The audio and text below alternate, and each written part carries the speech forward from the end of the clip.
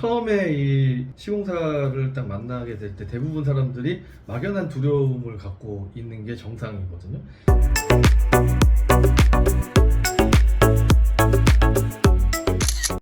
그러니까 처음에 저희 같이 건축 경험 없는 일반인들은 네. 시공사 만나면 막연하게 두렵거든요. 저희가 처음 시공사 만나고 공사할 때 좀 주의해야 될 사항들이 있으면 좀. 그러니까 처음에 이 시공사를 딱 만나게 될 때 대부분 사람들이 막연한 두려움을 갖고 있는 게 정상이거든요.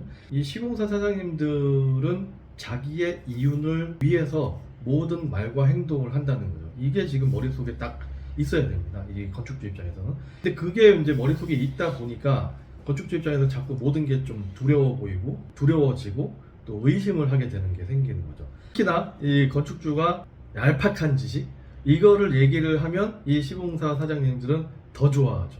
왜냐면 건축주들이 아는 거는 한 가지 중에 몇 가지를 아는 거거든요. 그럼 그거는 일단 인정을 해주고 그 다음에 자기한테 유리한 쪽으로 이렇게 얘기를 하기 시작을 하죠. 자기 분야에서 아무리 오랫동안 일을 하고 또 경험이 많다고 하더라도 다른 분야에 가게 되면은 완전히 생짜배기란 말이에요. 그렇죠. 근데 그거를 내가 나이가 많거나 어디서 경험이 많거나 자기 직이나 사회적인 어떤 위치가 높다고 해가지고 그거를 어필을 하려고 하면 점점 늪에 빠지게 됩니다. 시공사장님들은 그거를 맞습니다 아시다시피요. 내가 제일 주의해야 되는 말이 바로 이 아시다시피라는 말을 제일 조심하라고 얘기를 하는데, 아시다시피라고 얘기하면 모른다고 얘기를 해야 되는데 모른다고 얘기를 못해요. 모르는 건 모른다고 얘기를 해야 되거든요. 이게 뭐냐고 물어봐야 되고. 근데 이분들이 가장 많이 쓰는 단어가 아시다시피, 아시잖아요. 이렇게 얘기를 하면서 자기가 원하는 대로 계속 끌고 갑니다.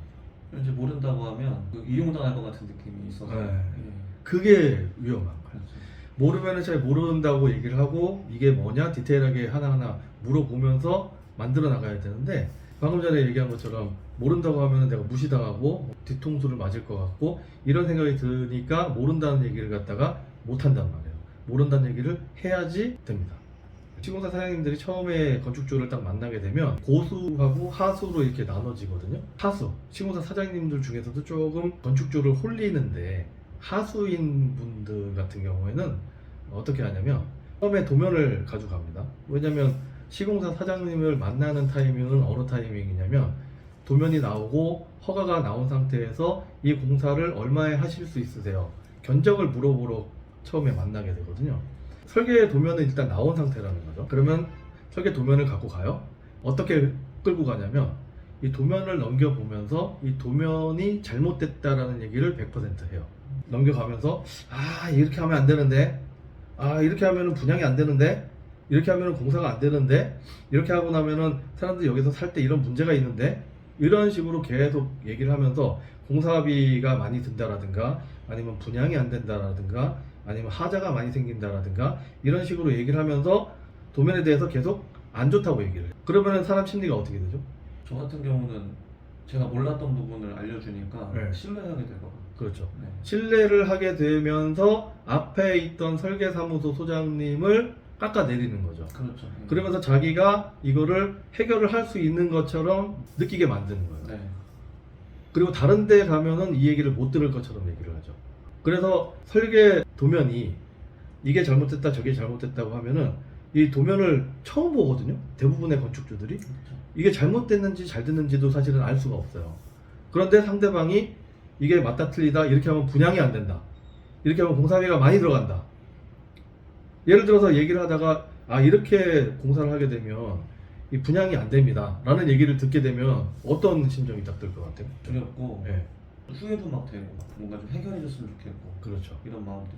100% 생깁니다. 네. 내가 여태까지 믿고 의지했던 설계사무소 소장님이 그린 건데 이게 잘못됐다라는 얘기를 하니까 어디 가서 물어볼 데도 없어요. 원래는 설계사무소 소장님한테 물어봤었어야 되는 거거든. 네. 근데 물어볼 수도 없어요.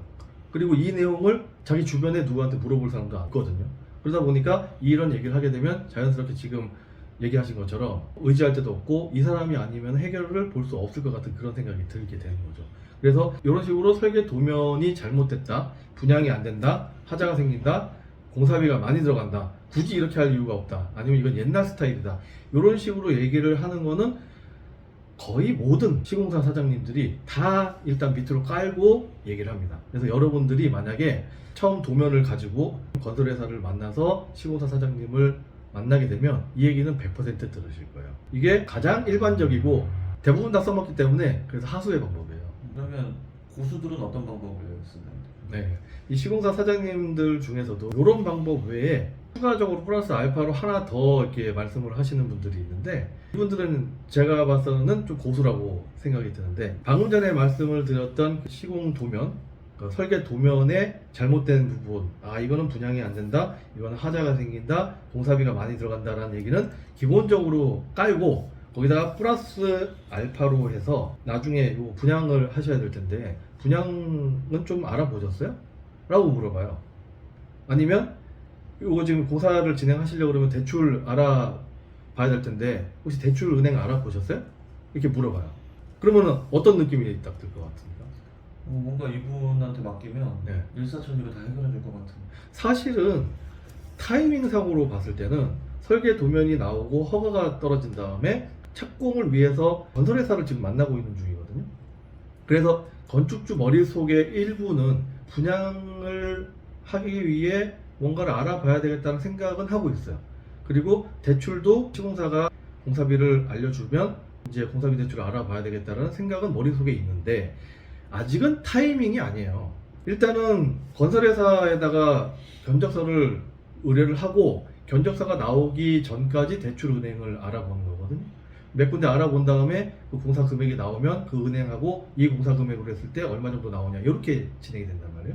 그리고 시공사가 어느 정도 견적 금액이 나오고 나서 그 다음에 계약을 하고 공사가 착수될 때쯤 돼서 분양하는 업체를 또 알아보게 되거든요. 단계상으로 봤을 때 그 다음번 스텝인 거죠. 그런데 건축주 머릿속에는 있어요. 그 점을 노리는 거지. 시공사 이제 견적을 위해서 공사비가 얼마냐 어느 정도 되느냐 요거 물어보려고 왔는데 설계 도면에 대해서 막 얘기를 하다가 지나가는 말로 근데 이거 혹시 분양은 잘 될까요? 뭐 분양 잘 아시는 데 있으세요? 내가 아는 친구 중에 그쪽 동네에서 얼마 전에 한 달 만에 뭐 15개를 분양을 완판을 시킨 친구가 있는데 그 친구한테 이거 한번 물어보라고 하면 좋겠네. 한번 만나보실래요? 라고 물어보면 어떻게 대답을 할 것 같아요? 소개시켜달라고 얘기하겠죠. 그렇죠. 100% 만난다고 얘기해요. 걱정하고 있는 부분이기 때문에. 그렇죠. 걱정할 단계는 아닌데 걱정은 하고 있었어. 지금은 시공사를 선정하는 타이밍이에요. 그런데 분양 잘하는 친구 있는데 그 친구 한번 만나볼래요? 그 친구도 있고 뭐 그거보다 규모는 좀 더 큰데 더 잘하는 친구도 있는데 나랑 굉장히 일 오랫동안 같이 했습니다.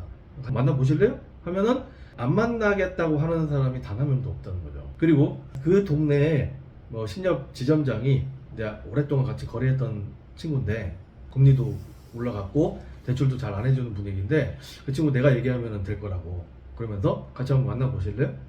라고 얘기하면 안 만난다고 하실 것 같아요. 만난다고 하겠죠. 그럼 자연스럽게 분위기가 처음에는 공사비 의뢰, 견적 의뢰를 하고 시공사를 선택하기 위해서 견적을 받으러 온 건데 이미 이 시공사 사장님을 통해서 분양하는 분이나 아니면 대출하는 분하고 만나기로 약속이 돼버리는 거예요. 그러면 시공은 누가 하는 거예요? 자연스럽게. 그렇죠. 소개를 해준 사람은 자연스럽게 공사를 하게 되는 거죠. 이게 고수예요. 대부분의 시공사 사장님들은 처음에 도면을 막 요구를 합니다. 뭐 이렇게 하면 분양이 안 되고 이렇게 하면 임대가 안 나가고 70년대 건물이고 뭐 이런 얘기들을 막 해요. 그까지가 이제 대부분의 한 70%, 80% 정도 되시는 시공사장님들이 그 정도까지 얘기하고 그까지만 해도 사실은 굉장히 많은 분들이 넘어갑니다. 이 신축 사업, 건축에서는 누구를 만났던 간에 무조건 나쁜 사람이라고 얘기를 해야 자기를 신뢰를 하거든요. 그게 이제 일반적인 내용이고 거기에서 하나 더 나가서 조금 고수들은 건축주들이 걱정을 하고 있는 부분 여러 가지 중에서 자기가 해결을 할 사람을 알고 있다. 해결을 해주겠다. 그러니까 이분들은 시공사를 선정하기 위해서 여기 왔는데 이미 시공사는 이미 나랑 계약하기로 한 거고 그 다음에 다음번에 분양이라든가 대출이라든가 이런 분들하고 만남을 주선을 하면서 당연하게 만든다. 이게 시공사 사장님들 중에서 하수와 고수의 차이죠. 처음에 이거 만나시게 되면 이렇게 쫙 얘기를 하게 되면은 홀릴 수밖에 없어요. 왜냐면 여태까지 해봤던 게 아니고 처음 하는 거고 위험하다, 문제가 있다 이렇게 계속 얘기를 하다 보니까 홀릴 수밖에 없습니다. 특히 사회적으로 위치가 있거나 아시잖아요 라는 얘기에서 내가 모르는데 라는 얘기를 못 하시는 위치에 계시는 분들, 이런 분들이 특히 많이 당해요.